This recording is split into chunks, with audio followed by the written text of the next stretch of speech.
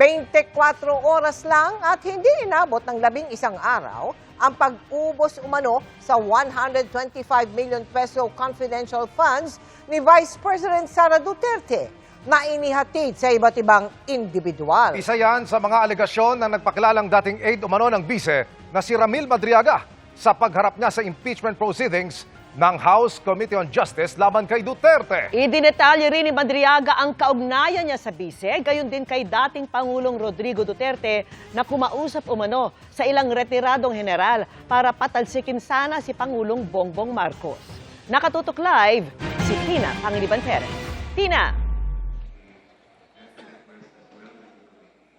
Mel Emil Vicky sa kanyang kauna-unahang pagharap sa House Committee on Justice, idinetalya ng nagpakilalang dating aide at umano'y bagman ni Vice President Sara Duterte na si Madriaga kung paano niya dineliver sa ilang individual ang 125 million pesos na confidential funds. At hindi daw niya ito ginawa sa loob ng 11 araw, kundi sa loob lang ng 24 oras.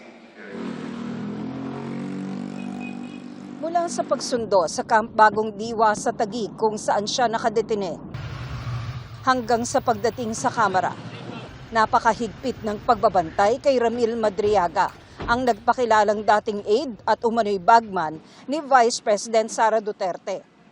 Naka-bulletproof vest at helmet si Madriaga. Tinanggal lang ang posas nang iupo na sa komite si Madriaga.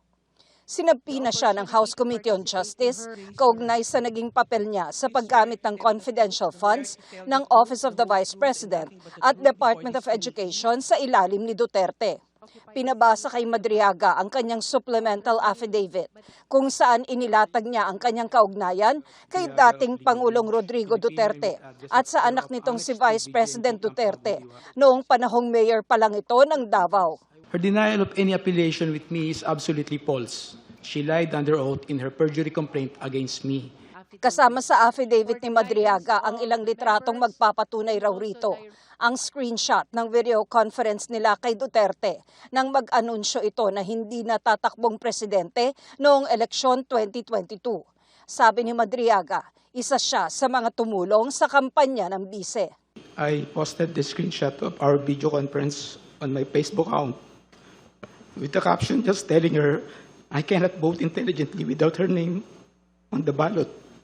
A printout of the Facebook post dated September 29, 2021 is here to attach. May I know what's happening to you, Mr. Madriaga? You seem to be crying. Are you crying? I just remember one moment. Are you crying? I just... You are nearly crying. Malungkot lang po. Nang manalong vice-presidente, nagpatuloy raw sa pagtulong kay Duterte si Madriaga. Idinetalya niya rito ang pag-deliver niya ng mga pera sa iba't ibang individual sa utos-an niya ni VP Duterte. In the morning of December 20, 2022, Sarah called me and she said, Sir Ram, please coordinate with Colonel Nolasco. Meron tayong deliver sa San Pablo, Laguna, sa Night Street, at sa Ombudsman. 4 large dark bags were unloaded from the vehicles. 3 large dark bags and 1 lighter colored and relatively smaller bag. Colonel Nolasco told me that each bag contained around 30 million pesos to 35 million pesos. Nabanggit din ni Madriaga si PRRD, ang initials ng dating Pangulo na si President Rodrigo Roa Duterte. Previously and upon direct instruction sa PRRD, Sara, I've also delivered money to Ombudsman Samuel Martires or Tony Ryan, which I usually place inside an open trunk of a designated car. Sabi ni Madriaga, confidential funds daw ang mga ito. A few years later, I read from several media reports that the 125 million pesos OBP confidential funds in 2022 were reportedly utilized in just 11 days. This is wrong because I personally disposed the money in less than 24 hours. Ginamit din daw siya bilang dummy sa bank accounts para sa paglipat ng milyong-milyong pisong pera noong panunungkulan ni dating Pangulong Duterte. These were opened by people close to PRRD who informed me that money will be transferred to these accounts for intelligence operation and for laundering. I was later instructed to sign an entire checkbook where the amounts and pays are left blank. I agreed to do this because at the time I had complete trust in PRD and his close associates. Alam daw ito ng dating Pangulo at may mga pagkakataong inutusan pa siya nito. I distinctly remember that PRRD directed me on 3 separate occasions to pick up 100 million from a bank inside the mall in Lubao, Pampanga, which were all delivered to Malacanang. May pagkakataong humingi pa raw si Digong ng tulong kay Madriaga tungkol sa problema umano ni Attorney Mans Carpio, ang asawa ng bise, kaugnay ng Bureau of Customs o BOC.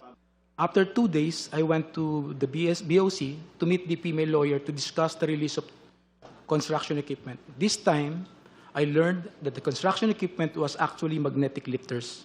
The same were confiscated because it contained a large amount of shabu. However, the female lawyer informed me that it was difficult to release the same because it was a hot item.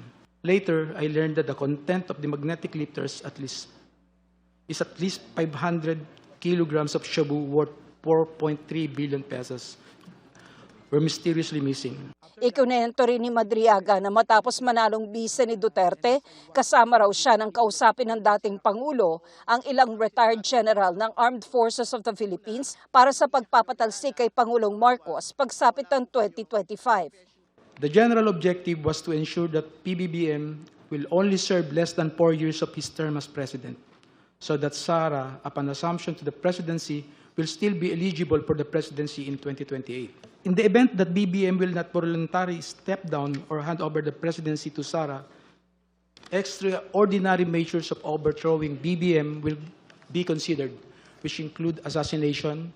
Sa affidavit ni Madriaga, lumalabas na naputol ang kanilang relasyon ni VP Duterte nang hindi siya nito tulungan sa kasong land grabbing na inilapit kay Madriaga ng ilang magsasaka sa Bataan. Pero may punto raw na binisita siya sa kulungan ng bise. Sometime in October 2025, after I got arrested for alleged kidnapping, I was surprised to see Sara through the metal railings of the passageway. She smiled and waved at me. Jail Warden Sabiniano handed me a phone. When I said hello, I recognized the voice of Sara and she asked me about my well-being and conditions inside the detention facility. She was also apologetic for failing to do something or assist in my ongoing criminal case.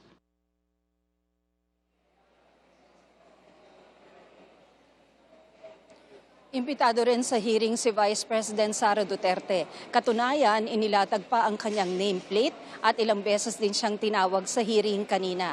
Pero hindi po dumalo ang bise. Nandito naman yung kanyang abogadong si Attorney Michael Powa. Pero nilinaw ni Powa na nandito siya hindi bilang bahagi ng defense team ni Vice President Duterte, kundi sa bisa ng subpoena na ipinalabas ng House Committee on Justice sa kanya bilang dating opisyal ng DepEd.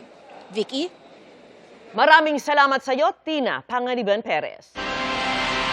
Hinihingan po namin ng reaksyon si Vice President Sara Duterte sa mga sinabi ni Madriaga. Dati na niyang itinanggi na nagtrabaho sa kanya si Madriaga at wala raw siya kailanmang iniutos dito na kahit ano.